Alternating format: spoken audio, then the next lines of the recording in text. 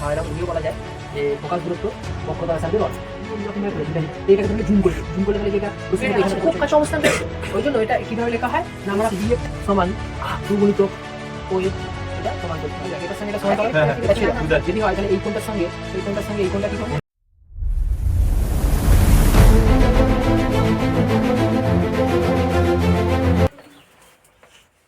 আমরা এবার প্রমাণ করবো যেটা, যে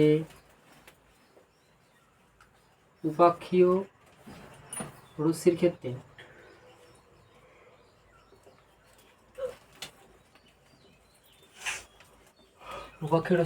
ক্ষুদ্র উন্মেষযুক্ত, আমি লিখছি না, ক্ষুদ্র উন্মেষযুক্ত কোনো অবতল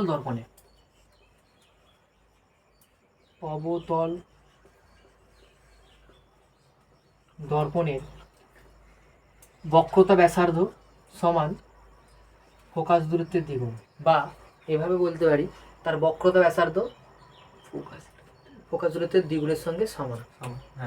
বা এরকম ঘুরিয়ে বলা যায় যে ফোকাস দূরত্ব বক্রতা ব্যাসার্ধের অর্ধেক। দুইটা দিকে ফোকাস দূরত্ব বক্রতা ব্যাসার্ধের অর্ধেক, ঠিক আছে? তো উপাক্ষীয় রশ্মির ক্ষেত্রে ক্ষুদ্র উন্মেষযুক্ত কোনো অবতল দর্পণের উপাক্ষীয় রশ্মির ক্ষেত্রে ক্ষুদ্র উন্মেষযুক্ত, হ্যাঁ এটা লিখে দিই, ক্ষুদ্র উন্মেষযুক্ত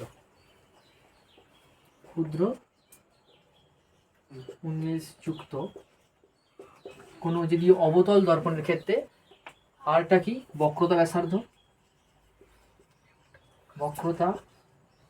ব্যাসার্ধ আর এফটা হলো ফোকাস দূরত্ব।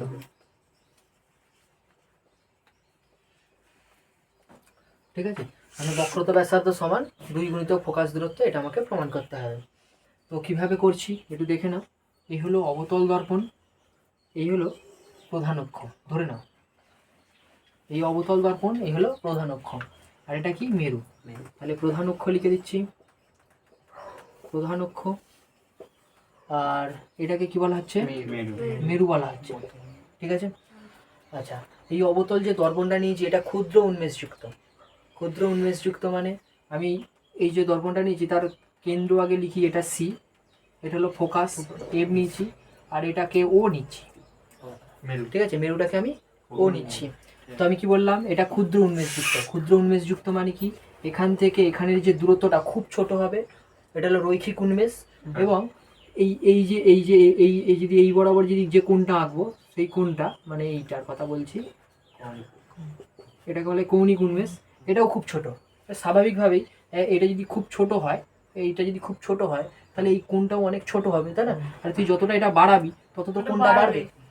তো আমি কি বললাম, ক্ষুদ্র উন্মেষের ক্ষেত্রে, কারণ নিশ্চয়ই এই কোণটা ছোট হবে, বা এখান থেকে এখানে যে দূরত্বটা, যেটাকে রৈখিক উন্মেষ বলি, এটাও ছোট হবে। উপাক্ষীয় রশ্মির ক্ষেত্রে মানে উপাক্ষীয় রশ্মি মানে হলো তোর যে রশ্মিটা মেরু খুব কাছাকাছি পড়েছে, সেটাকে উপাক্ষীয় রশ্মি বলে। আর এটা যদি খুব ছোট হয়, আমি এটা পুরো জুম করেছি, আগে যে ছবিতে একটা দেখিয়েছিলাম মনে করে দেখ, এই আগে একটা ছবিতে দেখিয়েছিলাম একদম এই এই এই গিয়ে এইরকম ভাবে পড়েছে। তো এটাকে ধরে জুম করলে তাহলে কি এটা রশ্মি হয়তো এখানটাতে পড়েছে, হয়তো এরকম দেখাবে, তাই না? তো রশ্মিটা আমি ধরে নিচ্ছি, এটা সেই মনে করে দেখো এটা কি আঁকেছি, এটা হলো অবিলম্ব, তাই তো? সেই স্পর্শক, আগের দিন দেখিয়েছিলাম স্পর্শক, আর এটা এই কেন্দ্র, এটা নয়, কেন্দ্র দিয়ে যেটা যায় সেটা হলো অবিলম্ব, আর এটা মুছে দিচ্ছি, ফোকাস দিয়ে যেটা সেটা অবিলম্ব নয়, কেন্দ্র দিয়ে যে রশ্মিটা এটা রেখাটা যায় সেটা কি বলে, অবিলম্ব, ঠিক আছে? তো এই যে রশ্মিটা পড়েছে, মানে এই যে উপাক্ষীয় রশ্মিটা পড়েছে এইখানটাতে, ধরে নে,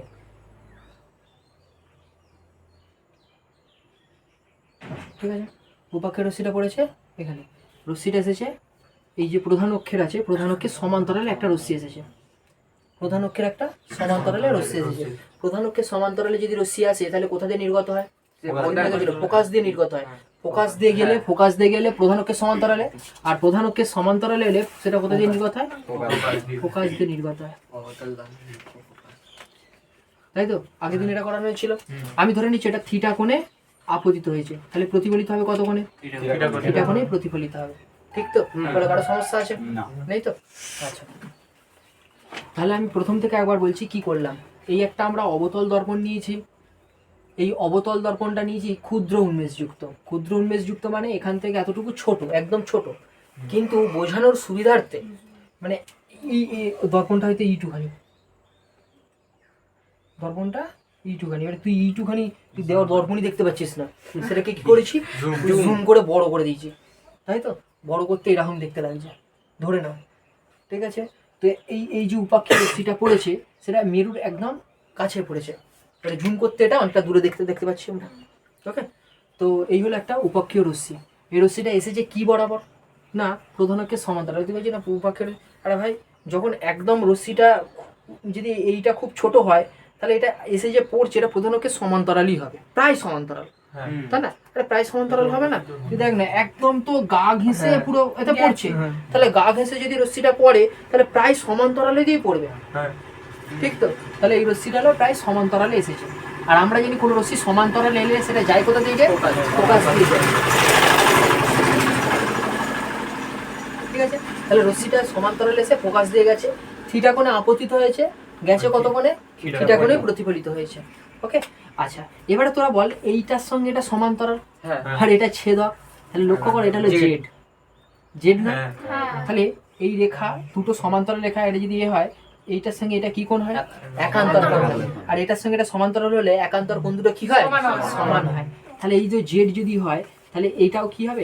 থিটা কোণ হবে, ঠিক তো? তাহলে এটাও থিটা, এটাও থিটা। লক্ষণীয় বিষয় ত্রিভুজ সি এফ, আর এটার নাম দিয়ে দিচ্ছি পি, সিএফপি। এই যে সিএফপি, এই যে ত্রিভুজটা আছে এর এই কোণটার সঙ্গে এই কোণটা সমান, আর দুটো কোণ সমান হলে, একটু আগেই বলে দিয়েছি, দুটো কোণ সমান হলে ওদের বিপরীতটাও সমান হয়।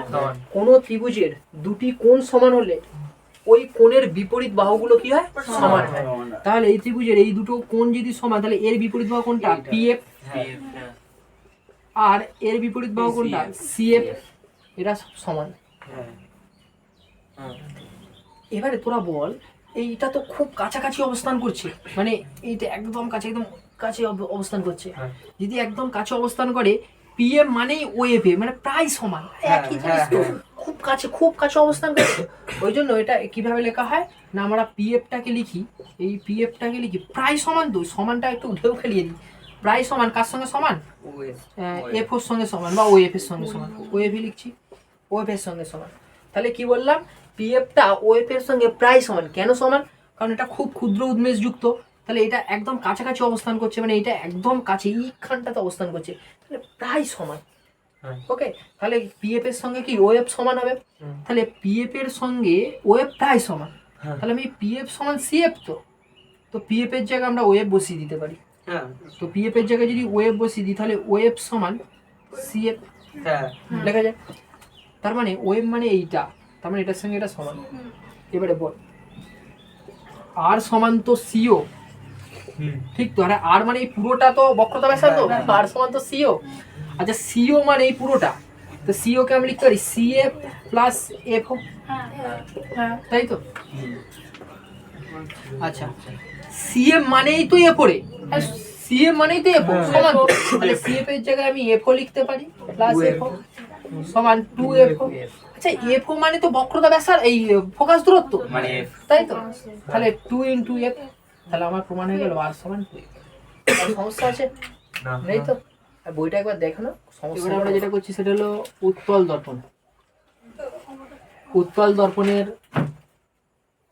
বক্রতা ব্যাসার্ধ তার ফোকাস দূরত্বের দ্বিগুণ হবে, এটা প্রমাণ করব অবশ্যই সেই ক্ষুদ্র উন্মেষযুক্ত। তো উত্তল দর্পণ তাহলে আমরা এইরকম ভাবে নেব, এটা প্রধান অক্ষ, ক্ষুদ্র উন্মেষযুক্ত একটা আমি উত্তল দর্পণ নিয়েছি। তো এই দর্পণটার এটা ধরে নিচ্ছি বক্রতা কেন্দ্র, এটা তো মেরুটাকে আমি ও নাম দিচ্ছি, আর এটা ফোকাস এফ লিখছি। তাহলে ফোকাস দূরত্ব হলো ওএফ আর ওসি হলো বক্রতা ব্যাসার্ধ। তার মানে আমাকে প্রমাণ করতে হবে ওসি সমান 2 গুণিতক ওএফ, এটা প্রমাণ করতে হবে, তাই তো? তো বক্রতা ব্যাসার্ধটাকে আমরা ওসিটাকে আমরা কি লিখি? আর লিখি, আর ওএফ যেটা ফোকাস দূরত্ব যেটা সেটাকে আমরা কি লিখি? এফ লিখি। তো এটা একটা রশ্মি আসছে, তো সেই উপাক্ষীয় রশ্মি আসছি, তাহলে উপাক্ষীয় রশ্মিটা এরকম সমান্তরালে এসেছে, তো এসে সে যাবে কোথা দিয়ে, আগে একটা টেনে দিই, অভিলম্ব টেনে দিই, এই হলো অভিলম্ব, তাই তো। তাহলে এই কোণে আপতিত হলে সে যাবে কোনটায়, এই কোণ দিয়ে এই কোণে যাবে, মানে এটা যদি থিটা হয় তাহলে এটাও কি হবে, থিটা হবে, তাই তো। তাহলে উপাক্ষীয় রশ্মির ক্ষেত্রে আমরা যেটা বললাম যে এমনি যে কোনো এক্ষেত্রে সমান্তরালে এলো, এসে রশ্মিটা একটা কোণে তো যাবে, প্রতিফলিত হবে, তো থিটা কোণে আপতিত, মানে থিটা কোণে যদি আসে তাহলে থিটা কোণেই সে যাবে। এবার আমাদের চোখ তো বাঁকা কোণ অনুসরণ করতে পারবে না, এটা কোথা থেকে যাচ্ছে বলে মনে হবে, ফোকাস দিয়ে আসছে বলে, রশ্মিটা আসছে বলে মনে হবে। যদি আমরা এখান থেকে দেখি তাহলে দেখবো রশ্মিটা যেন ফোকাস দিয়ে আসছে এরকম মনে হবে। আচ্ছা, লক্ষণীয় ব্যাপার যেটা, সেটা হলো এই যে রশ্মিটা, আচ্ছা ফোকাসটাকে আমি এখানটাতে করে দিই, হ্যাঁ এটাই ফোকাস। তো এই কোণটা, আর এই যে রশ্মিটা ভালো করে, এই যে অভিলম্বটা টেনেছি, এটা ক্রস হয়ে যাচ্ছে, দেখো ভালো করে, তাই না? তাহলে এই কোণটা যা, এই কোণটা তা, মানে এটাও থিটা, ঠিক তো। আচ্ছা, এটার সঙ্গে এটা সমান্তরাল, এটার সঙ্গে এটা সমান্তরাল, আর এটা ছেদক। তাহলে যদি এরকম হয়, বা এরকম যদি এইটাকেই ধরে নেয়, এটার সঙ্গে এটা সমান্তরাল আর এটাকে ছেদক ধরে, এটাকে ছেদক, এটার সঙ্গে এটা সমান্তরাল আর এটা ছেদক, তাহলে এই কোণটার সঙ্গে এই কোণটা কি কোণ, অনুরূপ কোণ। এই দেখ, এটার সঙ্গে এটা সমান্তরাল, এটা ছেদক যদি হয়, তাহলে এই কোণটার সঙ্গে এই কোণটা কি কোণ, অনুরূপ কোণ। দেখো এটাও বাম দিকে আছে, এটাও বাম দিকে আছে, এই কোণটাও এর উপরে আছে, এই কোণটাও এর উপরে আছে, তাই তো। তাহলে যেটা বললাম, এটার সঙ্গে এটা সমান্তরাল, আর এইটা যদি ছেদক নিই, ঠিক আছে, এই অভিলম্বটা যদি ছেদক নিই, তাহলে এটার সঙ্গে এইটা কি কোণ হবে, অনুরূপ কোণ হবে, তাহলে এটা থিটা মানে এটাও থিটা। তো এবারে দেখো, এই যে এফ সি, এটা একটা নাম দিয়ে দিচ্ছি, ধরে নাও এটা পি দিয়ে দিচ্ছি, এফ সি পি ত্রিভুজটা আছে, এই ত্রিভুজের এই দুটো কোণ সমান, তাহলে এই দুটো কোণ সমান হলে তাদের বিপরীত বাহুগুলো কি হয়, সমান হয়। এই কোণটার বিপরীত বাহু কি সিএফ, আর এই কোণটার বিপরীত বাহু কি পিএফ, সমান হবে। আবার এই যে পিএফটা একদম ক্ষুদ্র উন্মেষ যুগে খুব কাছে অবস্থান করেছে, তো তাহলে পিএফ এর সঙ্গে এফও প্রায় সমান, তাই তো। আরে পিএফ এর সঙ্গে কি, পিএফ প্রায় এফওর সঙ্গে সমান হবে, মানে এটার সঙ্গে এটা প্রায় সমান। কেন সমান, এটা তো প্রায় কাছাকাছি আছে, এটার সঙ্গে তো পুরো একদম কাছাকাছি আছে, কাছাকাছি থাকলে তাহলে এটার সঙ্গে কি হবে, এটা প্রায় সমান হবে, তাই তো। তাহলে পিএফ এর সঙ্গে এফও সমান হবে, তাহলে সিএফ সমান পিএফ, তো পিএফ এর জায়গায় আমি লিখছি এফ, তাহলে সিএফ সমান এফও, এটা আমার প্রমাণ হয়ে গেছে, তাই তো। তো সিএফ সমান যদি এফও হয়, ভালো করে বলতো, সিও সমান ওএফ প্লাস এফ সি, আচ্ছা ওএফ মানেই তো এফ, ফোকাস দূরত্ব, আর এফসি মানেই তো, এফসি মানে এটা, এফসি মানেই তো এফও, তার মানে এফও, আর এফও মানেই তো আবার সেই এফ, তাহলে 2f, তাহলে সিও সমান কত রে, সিও সমান আর, তাহলে আর সমান 2f, এবার আর সমান যদি 2f হয়, তাহলে এফ সমান তাহলে কত হবে, দুইটা এদিকে চলে যাবে, তাহলে আর বাই